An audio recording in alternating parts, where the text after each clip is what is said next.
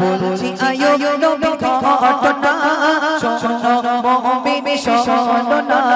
স্বামী স্ত্রীর ভালোবাসা কেমন ছিল দেখো না স্বামী স্ত্রীর ভালোবাসা কেমন ছিল দেখো না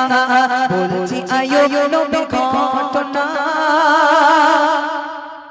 বাদশা ছিল আয়ুব নবী তার ছিল চারটি বিবি সুখে দুঃখে তাদের নিয়ে জীবন কাটায় আয়ুব নবী বাদশা ছিল আয়ুব নবী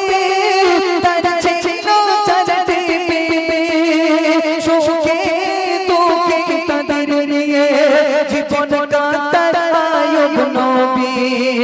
করলো সুযোগ পরীক্ষা আয়ুব নবীকে রব্বানা করলো সুযোগ পরীক্ষা আয়ুব নবীকে রব্বানা ধ্বংস হলো যা কিছু ছিল আর হলো বালাখানা ধ্বংস হলো যা কিছু ছিল আর হলো বালাখানা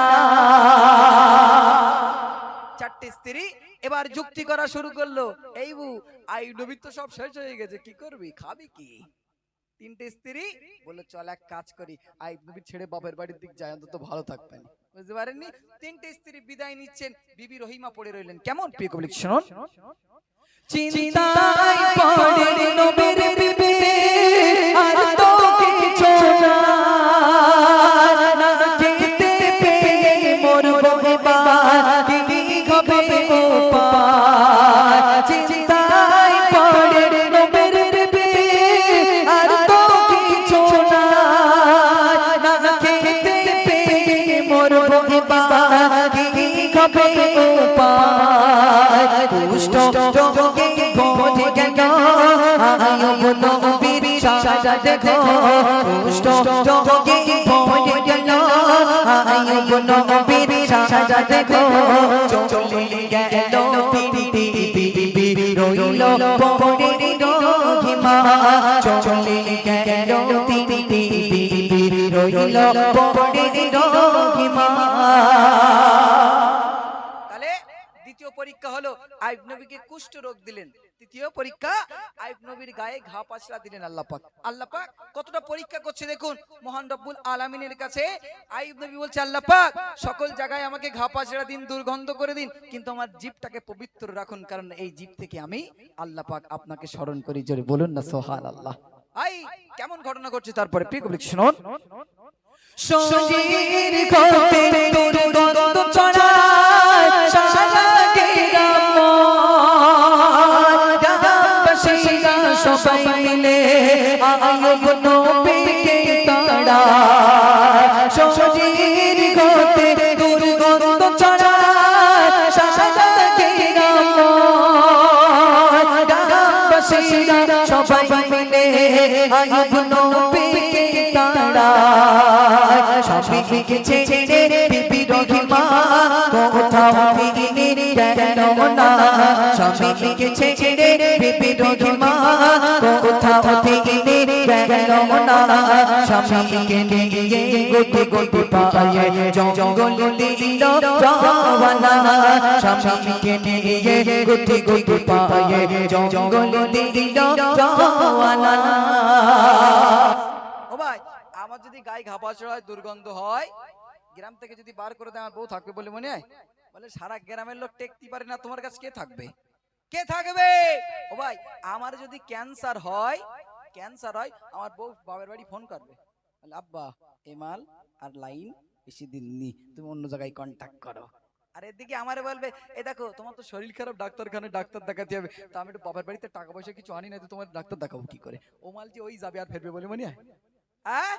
আর ফেরার লাইন নেই কিন্তু বিবি রহিমা জঙ্গলে নিয়ে আয়ুব নবীকে জঙ্গলে নিয়ে চলে গেলেন কেমন ভালোবাসতেন মা একটু ভালো করে শুনুন পোকাই ভোজে কেন দেখো ঠোঁটে ও গালে ঠোঁটের পোকা ঠোঁট দিয়ে বিবি রহিমা ফেলে জোরে হোক না সুবহানাল্লাহ তৃতীয় পরীক্ষা হয়ে গেল দুর্গন্ধ গায়ে। চতুর্থ পরীক্ষা আল্লাহ পাক সেই জিবাতেই পোকা দিলেন, জিবাতে পোকা দিলেন। এবারে বিবি রহিমা যখন হাত দিয়ে ছাড়াতে যায়, আইয়ুব নবী বড় কষ্ট পায়, বিবি রহিমা হাত দিও না। এমন সময় বিবি রহিমা নিজের ঠোঁট দিয়ে আস্তে আস্তে পোকাগুলো ছাড়াতে লাগলেন। জোরে হোক না সুবহানাল্লাহ। ওই আমার যদি ক্যান্সার হয় আর আমি যে গ্লাসে পানি খাই, যদি বলি বউটার বলি তুই একটু খা দিন এই গ্লাসে, বলি তুমি মারবা বলি লিখেছো, ওই সাথে আমারও লে দেবা? ও কায়দা হচ্ছে না, ওই মাল ঘরকে থোপ নয় আমার ঝাড়বে। তবে এদিকের মা বোনগুলো খুব ভালো, আমার ভাইরা যাতে পানি খায় এরাও তাতে পানি খায়। প্রিয় কবি ছন্দের মাধ্যমে লিখছি, শুনুন। পোকাই ভোজে কেন দেখো ঠোঁটে উগালে, ঠোঁটের পোকা ঠোঁট দিয়ে বিবি রহিমা ফেলে। আইয়ুব নবী বলে বিবি সবাই কেন ছেড়ে, তুমি কেন আমায় নিয়ে আছো এখনো পড়ে। তোমার সেবাই মিলবে খোদার জান্নাত নসিবে, তোমার সেবাই মিলবে খোদার জান্নাত নসিবে। তাই জীবন গেলেও করব সেবা, তোমাকে ছেড়ে যাব না। তাই জীবন গেলেও করব সেবা, তোমাকে ছেড়ে যাব না। বলছি আইয়ুব নবী ঘটনা শোনো মুমিন মুমিনা, স্বামী স্ত্রীর ভালোবাসা কেমন ছিল দেখো না।